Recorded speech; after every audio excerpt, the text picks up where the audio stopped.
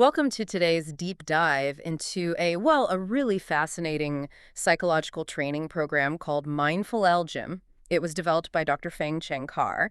And our mission today is to explore how this program uses two simple theme songs to combat severe burnout. Yeah, which is such a massive issue right now, especially in healthcare. Exactly. So I want you, the listener, to picture this.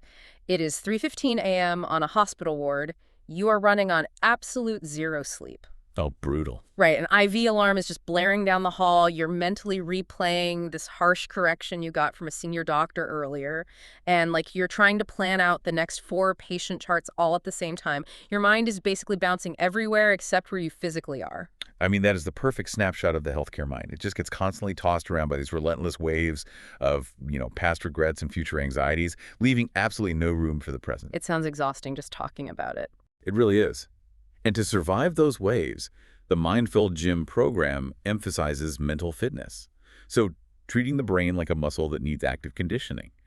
And music actually happens to be one of the most effective ways to condition it. Right, which brings us to the first conditioning tool the book introduces. It's an anger song titled, Happiness is Here and Now. Yeah, the melody is adapted from Plum Village, which is this really renowned mindfulness and meditation community. But the program uses localized lyrics, right? Specifically phrases in Cantonese and Hokkien that directly translate to happy in English. Exactly. Yeah. And using a song as an anchor provides this really tangible focus point for a totally overwhelmed brain.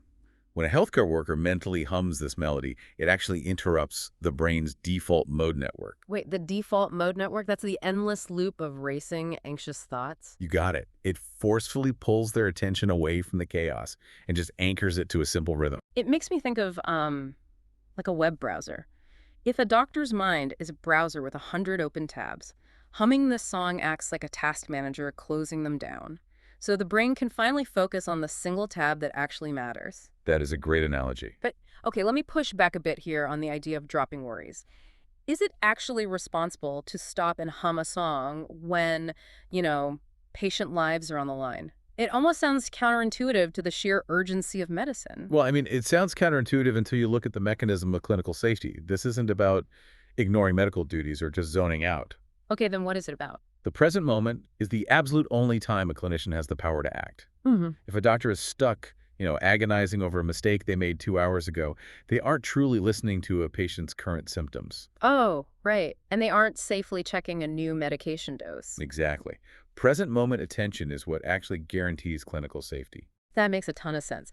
So once the anchor song stops the runaway thoughts and grounds the clinician in the room, the next challenge is interacting with the patient. Right, because a grounded clinician could still be, kind of cold and robotic. Yeah.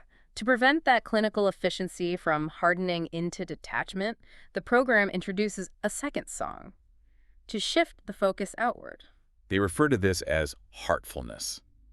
And to facilitate this outward shift, they use a classic, really cheerful Malaysian folk song titled Rasa Sayang Hai. Which is so interesting. Yeah, they adapted this tune into an on-the-go loving-kindness tool. They paired it with lyrics that translate to, may I, may you, may all be safe, healthy, and happy. There's this incredible anecdote in the source material about a cardiologist who puts this into practice. He's performing complex echocardiograms, making serious life-or-death decisions, but secretly. He's just humming this loving-kindness song in his head. Even while just standing in the hospital elevator with strangers, he is silently wishing them well. And as a result, it totally softened his approach. His patients felt genuinely cared for, not just cured. But again, and I have to ask, does humming a cheerful folk song in an intense high-stakes medical environment feel a bit too soft? Or maybe naive? Well, it addresses a fundamental reality of the profession, which is summed up in a core mindful gym philosophy. Self-care is we care. Because you simply cannot serve from an empty vessel. Exactly.